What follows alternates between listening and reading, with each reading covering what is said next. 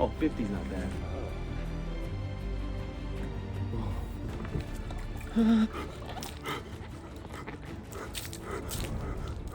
Fuck. Ooh, ooh, ooh.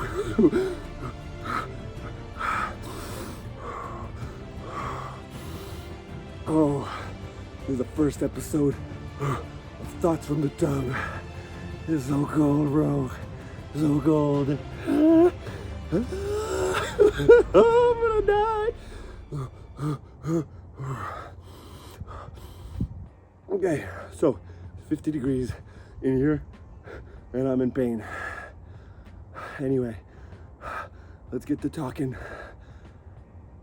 So homies have been starting talking about this dumb ass stuff, this format, saying that it's so cold. They're saying that this format is bad because there's too many decks. This is absolutely ridiculous. This format is great. Everybody that's played this format for the last, not this format, this game for the last 10 years or longer knows that this is one of the best formats to ever exist. And it's just stupid to me that, like, people that have played for just a few years can even comment on what's the worst format ever. It's like, bro, this format is phenomenal. Any deck can top. Talk to anybody that's played this game for any amount of time longer than like a year or two, and they'll tell you all we ever wanted was a format where, you know, your pet deck can top, or one of your, you know, favorite decks can top, not just some, you know, meta deck that you have to pick up, shell out $800 for. In today's format, why it's great, you can legit top regionals, top YCSs, win them with a deck like Flu, where aside from thrusts, which you don't even need, you can win big tournaments for like $30. When have they ever done that in the game's history? Now we're gonna have some people saying, oh man, like, but I can't figure out what to side. Think harder. Most of these decks in today's format, they do have weaknesses that kind of overlap over each other. Unchained and Tear Laments, they have the same weakness. Dweller, you pop a Dweller out against them, a lot of times it is enough to get you there as long as you can do anything else.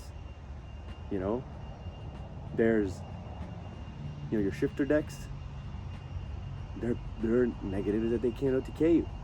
You know what I mean? Like, we've gotten to the point where stupidity reigns all over. Anybody, you know, some of these people that have opinions, I mean, they're great players, but I think clearly they're just trying to grab headlines. Like, who in their right mind thinks this format's bad? Oh man, I can't believe that anything can top. Bro, at some point, this helps reward the people that can think on their feet the best. And at the end of the day, if you got into this because you watched the show or whatever reason, you want that to be one of the main reasons you do win. Someone that can think on their feet, that can, you know, understand scenarios, how to play out of certain situations on the feet, on the fly. Not some dude that read about every single deck, read about its weak spots, and boiled it down to a science. There's no purity in that. There's no love in that. That's just cold, calculated science. And science is cold, unfeeling, and gross. This game, at times, is an art form. And when you play, you express yourself in that art form. And some of these people just want this game to be 2 + 2 is 4.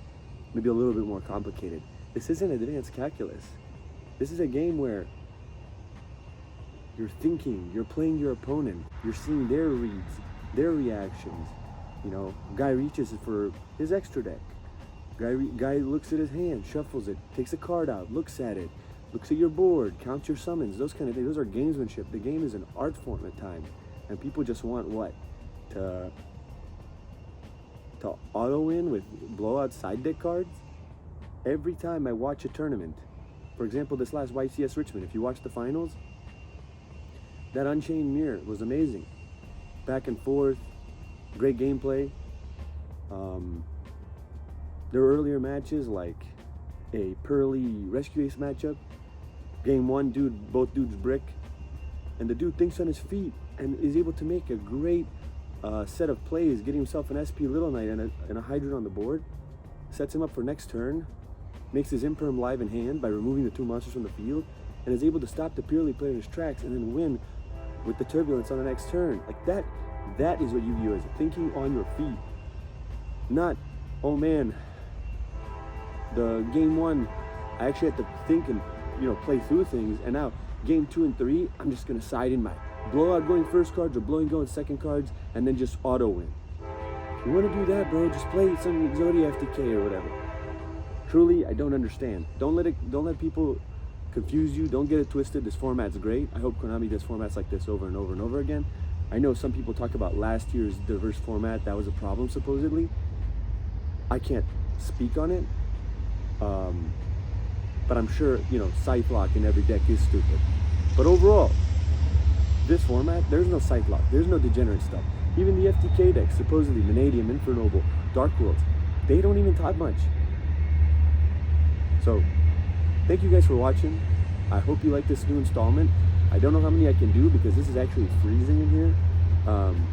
But I'll do my best to get videos like this out to you more often.